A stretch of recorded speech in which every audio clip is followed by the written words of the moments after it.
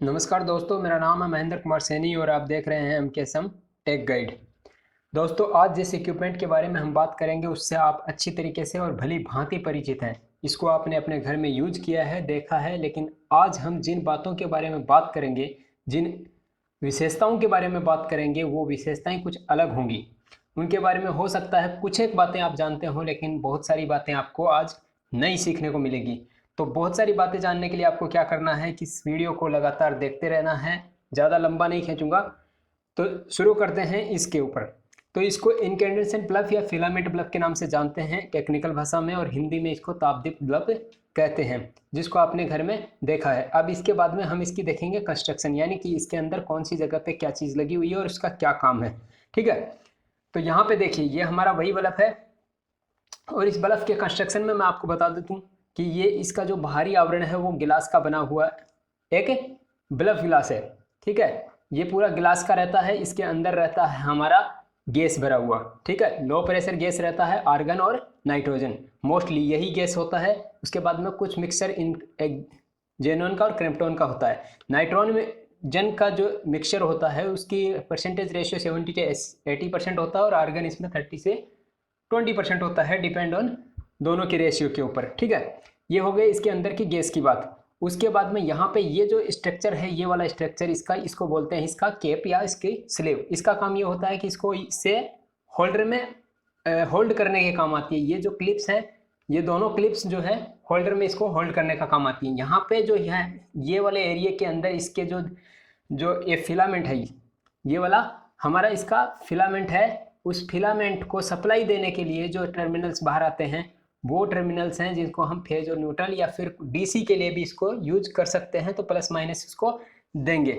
Holder के through देंगे। यहाँ पे डायरेक्ट नहीं दिया जाता है, होल्डर में डाल के दिया जाता है। ठीक है, उसके बाद में मेन जो चीज़ है उसके ऊपर बात करते हैं। यहाँ से हमारे जो मेन जो वायर जा रहे हैं ये फिलामेंट को सप्लाई देने के लिए। ठीक है, और ये वाला है हमारा स्टीम, यानी कि ग्लास स्टीम है, जिसका काम ये होता है कि ये दोनों इस कंडक्टिंग वायर प्लस इसके ये जो दो सपोर्टिंग वायर हैं, इन दोनों को होल्ड करके रखने का काम करता है। यानी कि ग्लास के बीचों बीच अपने फिलामेंट को होल्ड रखने के लिए इस ग्लास स्टीम का यूज किया जाता है, बाकी इसका कोई उपयोग नहीं है। मेन जो बात आती है हमारे फिलामेंट की आती है। तो फिलामेंट जो है वो हमारा टंगस्टन वायर का होता है, इस तरीके का दिखता है अगर आप इसको थोड़ा और गौर से जूम करके देखें अपनी आंखों को तो। ठीक है, उसके बाद में हम बात करते हैं ये इलेक्ट्रिकल ड्राइंग्स के अंदर ये वाला सिंबल इसका यूज करते हैं। कहीं कहीं पे ये वाला बल्ब भी यूज होता है, यानी कि ये पहले का टेक्नोलॉजी था, इसमें होल्डिंग जो है वो अच्छा नहीं होता था। बहुत बार जो है होल्डर्स की पिन टूट जाती थी या ऐसी प्रॉब्लम आती थी, तो इसको और टाइट होल्डिंग करने के लिए ये वाला डिजाइन अभी चल रहा है। अब इस डिजाइन के अंदर होल्डर में देखना कि ये वाला जो स्लिप जिससे कनेक्ट होता है वो न्यूट्रल से कनेक्ट होता है, और ये वाला जो टर्मिनल है यहाँ वाला वो फेज से कनेक्टेड रहता है। इसको ऐसा डिजाइन करने के पीछे सीधा सीधा रीजन है सेफ्टी का, क्योंकि इसको जब बल्ब में को होल्डर में लगाते हैं तो उस टाइम पे क्या होता है कि यहाँ पे उंगली टच कर सकती है। अगर यहाँ पे फेज रहेगा, यहाँ पे डायरेक्ट हम फेज देंगे तो यहाँ से जैसे ही वो इनपुट करेगा फेज में आ जाएगा, और गलती से हमारा बॉडी यहाँ से टच कर गया तो हमको शॉक लगेगा। इसलिए फेज जो होता है वो इसके टिप पे दिया जाता है, यानी कि पूरा जब चला जाता है तब। क्योंकि बहुत सी बार क्या होता है बल्ब का जो बटन होता है वो बंद कर देने के बावजूद भी क्या होता है कि कनेक्शन उल्टे पुल्टे रहते हैं बहुत सारे घरों में, यानी कि न्यूट्रल में स्विच लगा रहता है और फेज जो है वो डायरेक्ट सप्लाई में रहता है। तो ऐसी भी प्रॉब्लम होती है। ठीक है, उसके बाद में एक चीज़ और बता देता हूँ, ये जो बाहर वाले जो दो वायर थे, ये जो बाहर वाले दो वायर हैं, इन्हीं से केवल करंट फ्लो होता है। अंदर वाले जो हैं वो वायर ओनली इस फिलामेंट को सपोर्ट देने के काम आता है, इनमें कोई करंट फ्लो नहीं होता है। ठीक है, उसके बाद में आपको बताता हूँ कि यहाँ वाले जो टर्मिनल्स हैं इन्हीं के अंदर हम देते हैं फेज और न्यूट्रल्स, जो सप्लाई होल्डर के थ्रू देते हैं वो। ठीक है, दूसरी इसकी कुछ और प्रॉपर्टीज़ के बारे में बताता हूँ कि इसकी जो लाइफ साइकिल होती है, यूजिंग साइकिल हो, 1000 घंटे से लेकर 1100 घंटे तक हम इसको यूज कर सकते हैं। बार बार ऑन ऑफ करने से इसकी जो ओवर्स कैपेसिटी है वो कम नहीं होती है, उतना ही रहता है। लेकिन अगर सडनली कम या ज़्यादा वोल्टेज मिल जाए या बार बार स्विचिंग करते हैं बहुत ही ज़्यादा बार, तो ऐसे में इसकी लाइफ जो है इस घंटे से भी कम होगी। आप लगातार यूज करेंगे तो लगभग 1000-1100 घंटे तक चल जाएगा। ठीक है, ल्यूमिनस पर वाट, यानी कि इसके अंदर, इस बल्ब के अंदर पर वाट कितनी ऊष्मीय किरणें पर सेकंड निकलेंगी, यानी कि ऊष्मा की कितनी किरणें पर सेकंड पर वाट निकलेंगी। जैसे मैंने यहाँ पे क्या है, एक कंपैरिजन किया, हमारे पास 40 वाट, 60 वाट और 100 वाट का बल्ब है, तो इसकी ल्यूमिनस वाट जैसे मान लो 15 वाट पर 15-16 वाट ल्यूमिनस पर वाट मानता हूँ, तो यहाँ पे 600, इसका 900, इसका 1500 वाट, 1500 ल्यूमिनस, यानी कि यह है 100 वाट का बल्ब 1500 ल्यूमिनस यानी कि प्रकाश की जो किरणें हैं वो 1 वाट में निकाल देगा, 100 वाट में निकाल देगा, यानी कि 15 वाट पर 15 ल्यूमिनस पर वाट। ल्यूमिनस क्या है कि इस बल्ब के अंदर जब हम इसको सप्लाई में लगाएंगे तो यहाँ से क्या होगा कि आंखों के द्वारा देखी जा सकने वाली यानी कि विजिबल लाइट्स निकलेंगी, कुछ अनविजिबल लाइट्स भी होती हैं, उनको हम काउंट नहीं करते हैं। तो विजिबल लाइट्स की जितनी किरणें पर सेकंड निकलेंगी वही उन्हीं की जो संख्या है वो इसकी ल्यूमिनस है। अब बात करते हैं इसकी इफिशियंसी की। इफिशियंसी इसकी बहुत ज़्यादा नहीं होती है, बहुत ही मतलब जैसे इसीलिए क्या है अभी CFL, उसके बाद में ट्यूब उससे पहले ट्यूबलाइट और उसके बाद में CFL के बाद में अभी LED आ गया, क्योंकि ये हम जितनी एनर्जी देते हैं उनको उतनी एनर्जी वापस नहीं देता है, हमको यूजुअल एनर्जी उतनी नहीं देता है।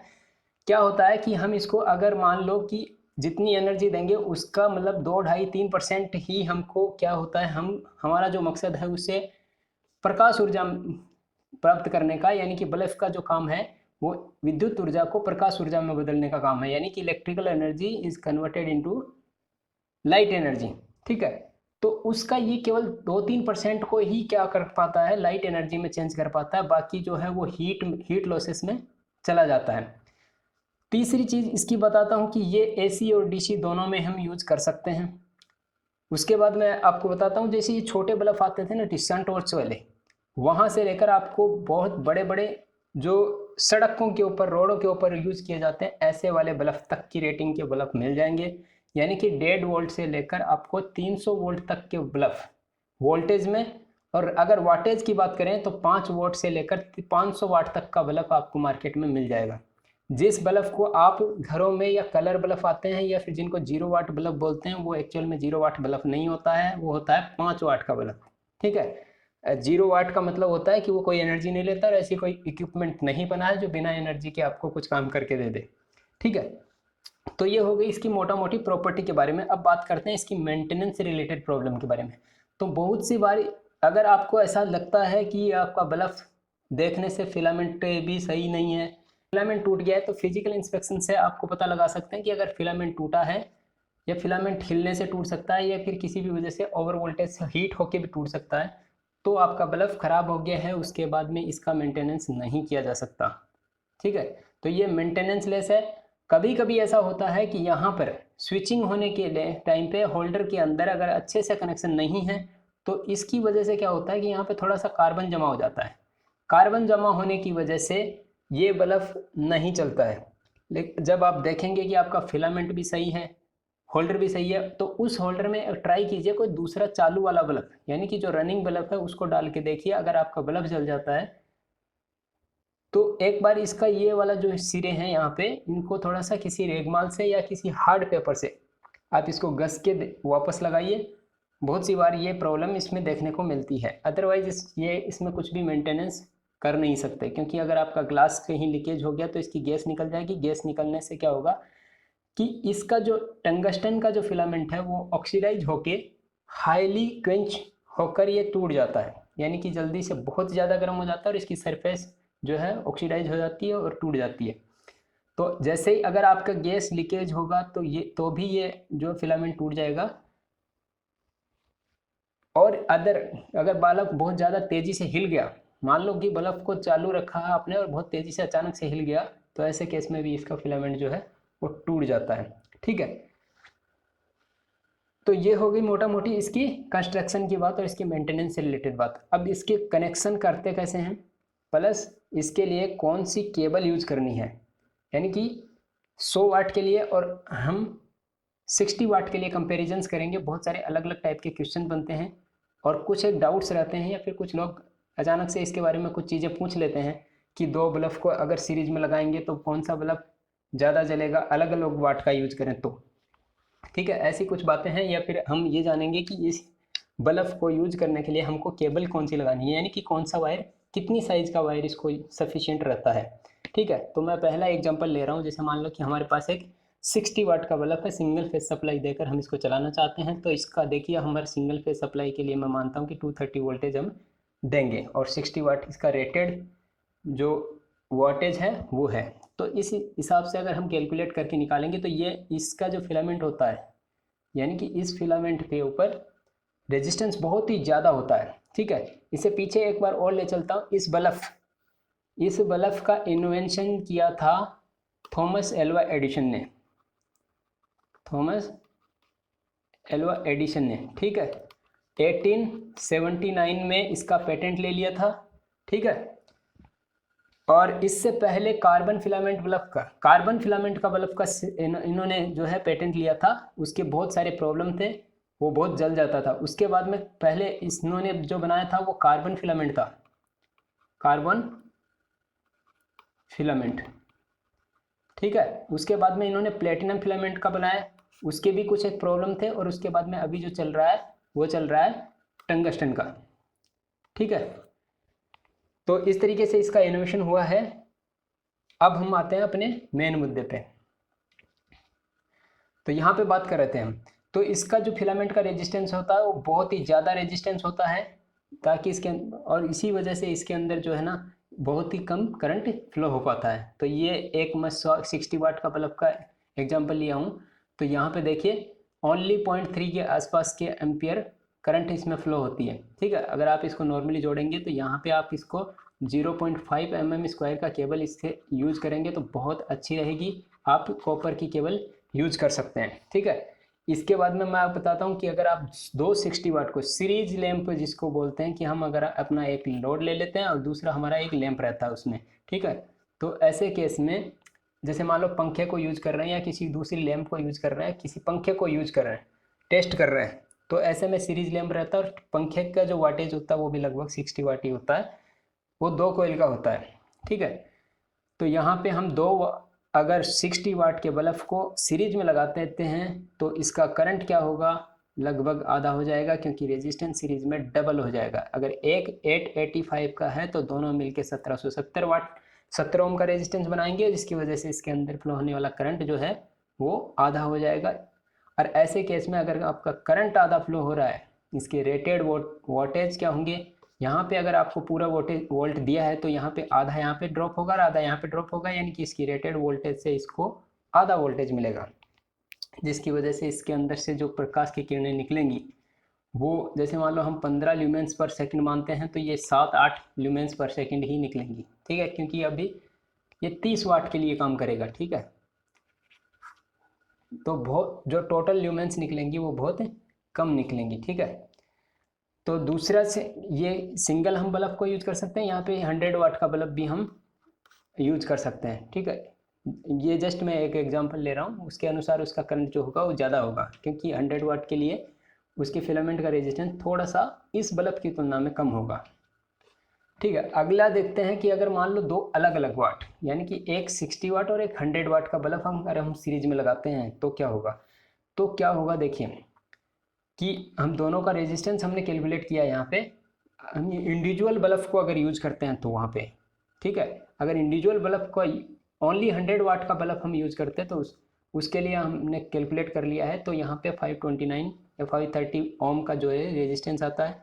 अब ये दोनों बल्ब सीरीज में लगे हैं तो ये दोनों रेजिस्टेंस जुड़ जाएंगे और टोटल रेजिस्टेंस हमारा सर्किट का बन जाएगा 1414 ओम। ठीक है, इसके हिसाब से हमने अगर सर्किट का करंट निकाला है तो वो हो गया लगभग 0.16 एम्पियर के आसपास। ठीक है, अब इसके अंदर देखिए जो हमारा 60 वाट का बल्ब है उसको वोल्टेज ड्रॉप मिलेगा 144 का और बाकी दूसरे वाले को मिलेगा 86 का, जो कि ये 60 वाट का बल्ब है और ये हमारा 100 वाट का बल्ब है। ठीक है, तो अब 100 वाट के बल्ब को अगर कम वोल्टेज मिलेगा तो ओबियसली क्या है, वो कम ल्यूमिनस प्रोड्यूस करेगा। और अगर 60 वाट के बल्ब को थोड़ा सा 100 वाले से ज़्यादा ल्यूमिनस मिलेगा तो वो ज़्यादा अपना काम करेगा, यानी उससे ज़्यादा लाइट निकलेगी। ठीक है, तो यहाँ पे अगर आप अलग अलग वाट के बल्ब लगाते हैं तो जो कम वाट का बल्ब होगा वो सीरीज में ज़्यादा लाइट देगा। ठीक है, सीरीज में ज़्यादा लाइट देगा, मैंने यहाँ पे लिखा भी है। कि अगर आप 60 वाट और 100 वाट की बल्ब को सीरीज में लेते हैं तो जो कम वाट का बल्ब होगा वो ज़्यादा वाट वाले से हायर ग्लो होगा। दूसरी बात कि यहाँ पर अगर इन दोनों में से कोई भी एक बल्ब ख़राब हो जाता है, फिलामेंट टूट जाता है, कनेक्शन टूट जाते हैं, तो दूसरा वाला बल्ब भी अपने आप बंद हो जाएगा। ठीक है। इसके बाद में मैं पैरेलल के कनेक्शन दिखाता हूँ। दो 60 वाट के बल्ब मैंने पैरेलल में लिए हैं, तो यहाँ पे देखिए पैरेलल में दोनों को वोल्टेज बराबर मिलेगा, तो उसके अंदर से फ्लो होने वाली करंट भी क्या होगी, बराबर होगी। ठीक है। इतना ही रेजिस्टेंस होगा। नेट रेजिस्टेंस जो पूरे सर्किट का बनेगा वो इतना बनेगा।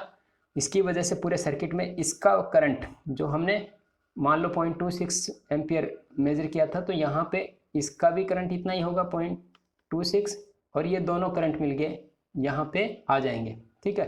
तो यहाँ पे इसका करंट जो है वो डबल हो जाएगा। ठीक है। लगभग 0.52 एम्पियर का करंट यहाँ से फ्लो होगा। ठीक है। तो अभी देखिए, अब यहाँ पे क्या है, दोनों बल्ब का रेटेड वाटेज अलग अलग नहीं है, सेम है। ठीक है। और दोनों को सेम वोल्टेज मिल रहा है क्योंकि दोनों पैरेलल में हैं, तो दोनों अपनी रेटिंग के अनुसार काम करेंगे। दूसरी इंपॉर्टेंट बात, यहाँ पे अगर एक बल्ब कट जाता है, टूट जाता है, फूट जाता है, कुछ भी हो जाता है, तो दूसरे बल्ब पे इसके ऊपर कोई भी प्रभाव नहीं पड़ेगा। ऐसा घरों में वायरिंग इसीलिए की जाती है पैरेलल में, क्योंकि वहाँ एक इक्विपमेंट के खराब हो जाने से दूसरे इक्विपमेंट पर किसी भी प्रकार का कोई भी फर्क नहीं पड़ता है। ठीक है। उसके बाद मैं दिखाता हूँ कि अगर हम दो अलग अलग रेटिंग के बल्ब हम यूज करते हैं पैरेलल में, जैसे एक हमारा 60 वाट का बल्ब लगा और एक हमारा 100 वाट का बल्ब लगा, तो ये दोनों बल्ब भी यहाँ पे मैंने कैलकुलेशन दिखाया है, दोनों का ओम्स और उनका जो नेट रेजिस्टेंस पैरेलल सर्किट में बनेगा, यानी कि यहाँ पर जिस करंट रेजिस्टेंस के लिए करंट फ्लो होगी वो होगी 0.7 एम्पियर के आसपास, और दोनों में इंडिविजुअली जो करंट फ्लो होगी वो 60 वाट के बल्ब में होगी 0.26 एम्पियर, और जो 100 वाट का बल्ब है उसमें थोड़ी सी ज़्यादा करंट फ्लो होगी क्योंकि वो ज़्यादा वाट का एनर्जी ले रहा है। ठीक है। और दोनों इफेक्टिवली अपने वाटेज के अनुसार जो है वो लाइट या ल्यूमिनेस प्रोड्यूस करेंगे। ठीक है। तो यहाँ पे भी अगर दोनों में से कोई एक बल्ब ख़राब हो जाता है तो जो दूसरा बचा हुआ बल्ब होगा उसके ऊपर किसी भी प्रकार का कोई फर्क नहीं पड़ेगा।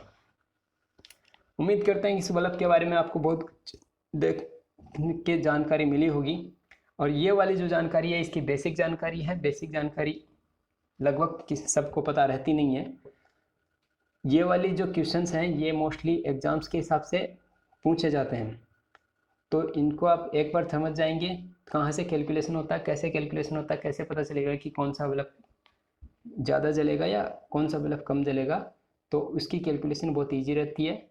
ये रेजिस्टिव बल्ब है, रेजिस्टिव लोड है, इसलिए हम इसके ऊपर डायरेक्ट ओम्स लॉ लगा सकते हैं। इसमें किसी का करंट लेगिंग लीडिंग का कुछ प्रॉब्लम नहीं रहता, तो ओम्स लॉ के अनुसार आप कैलकुलेट करिए और आसानी से निकाल सकते हैं। उम्मीद करता हूँ ये सब चीज़ें आपको बहुत अच्छे से समझ में आई होंगी। धन्यवाद।